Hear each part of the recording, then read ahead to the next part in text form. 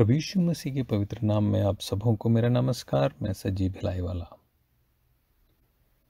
जीवन एक सफ़र है और इस सफ़र में खुदा हमारे साथ है और हमें अपने मार्गों पर ले चलता है।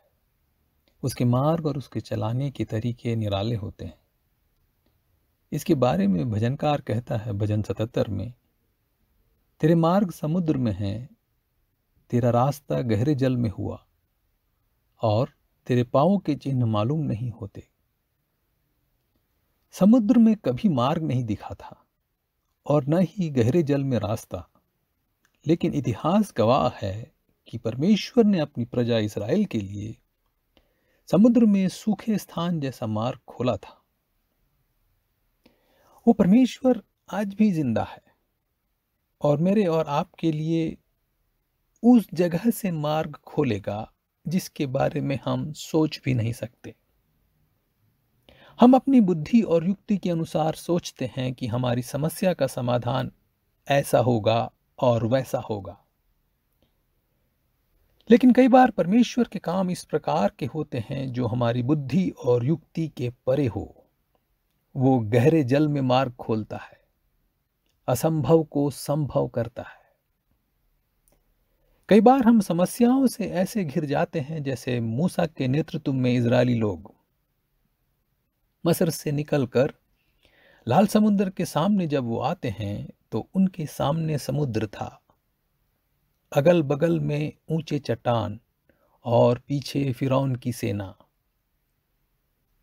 स्वर्ग की ओर, ऊपर आसमान वाले की तरफ ताकने के सिवाय उनके पास कोई चारा नहीं था।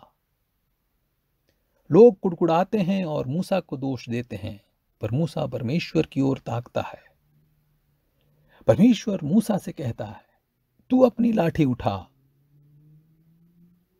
और अपना हाथ समुद्र की ओर बढ़ा, वह दो भाग हो जाएगा। तब इजरायली समुद्र के बीच होकर स्थल ही स्थल पर चले जाएंगे। मूसा अपनी लाठी उठाता है, अपना हाथ बढ़ाता है और ऐसा ही होता है। लाखों लोग मूसा के नेतृत्व में लाल समुद्र पार करते हैं।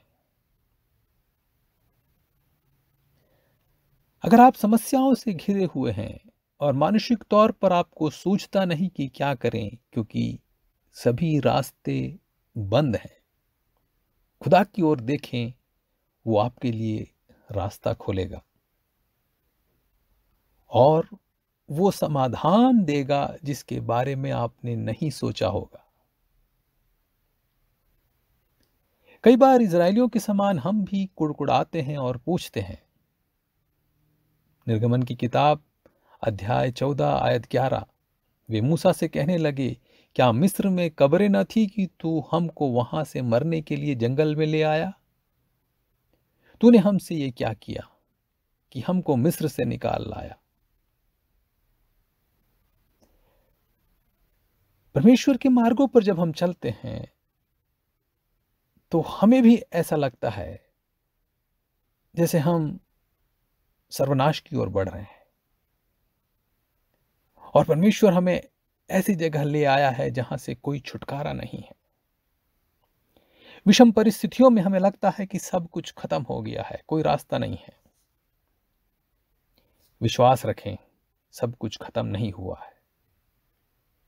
आगे एक बड़ी यात्रा है और भी बड़े बड़े काम हमें देखने हैं।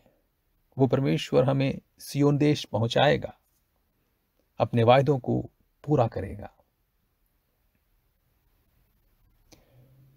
परमेश्वर मूसा से कहता है, तू अपनी लाठी उठाकर अपना हाथ समुद्र के ऊपर बढ़ा। अपने विश्वास की लाठी को उठाएं और आगे बढ़ें। वो परमेश्वर समुद्र को दो भाग करेगा और आपके लिए, मेरे लिए रास्ता खोलेगा। ये वो लाठी है जो मूसा ने एक बार परमेश्वर के आगे समर्पित की थी। ये वो लाठी है जिसे परमेश्वर ने सर्प बनाया था और फिर से लाठी बनाई थी। एक जमाने में मूसा के हाथ में मस्र के राजकुमार का राजदंड था। वो उस राजदंड से राज कर सकता था, अपने लोगों को आज्ञा दे सकता था, कुछ काम करवा सकता था। मगर उस राजदंड में वो दम नहीं था कि वो समुद्र में मार्ग बना सके। लेकिन परमेश्वर के सामने समर्पित मूसा की लाठी में वो दम है जो समुद्र में मार्ग बनाता है। खुदा जो हमें अधिकार देता है, परमेश्वर जो आत्मिक अनुग्रह हमें देता है, वो ऐसे ही होते हैं। अपने आत्मिक अधिकारों का उपयोग करें और परमेश्वर के बताए रास्ते पर आगे बढ़ें।